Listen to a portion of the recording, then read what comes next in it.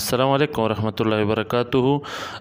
बड़ी मसरूफ़ियात है और वक्त निकालना बहुत मुश्किल हो गया है, इसलिए मुख्तसरन बस बात करूँगा। जैसे कि आप सबको पता है, मैंने एक सिलसिला जारी किया है, सिलसिला आलिया सैफिया के जो अफ़गानिस्तान के वाबस्तगान हैं, इन लोगों ने जो ये जो नया निज़ाम आया है अफ़गानिस्तान में, इसको लाने में इन लोगों ने जो किरदार किया है, जो मेहनत की है, जो इन लोगों ने कुर्बानियाँ दी हैं, तो वो हम सामने मुसलसल ला रहे हैं। हमारे यूट्यूब चैनल एजाज़ हुसैन सैफ़ी पर आप देख सकते हो, तो ये भी उसी के कड़ी है, उसी सिलसिले का आप इस वीडियो में देख सकते हो, बल्कि इस तस्वीर में कि फ़ख्र सिलसिले आलिया सैफिया मुनाज़िर इस्लाम मुफ्ती अब्दुल हक़ हनफ़ी सैफ़ी हफ़िज़हुल्लाह, जो कि सिलसिले सैफिया के एक नामवर आलिम दीन है, वो भी तशरीफ़ फरमा है। मौजूद है ये जो निज़ाम है, उसका एक वाली है काबुल का, तो वो शेख निदा मोहम्मद नदीम साहब भी उसके साथ तशरीफ़ फरमा है।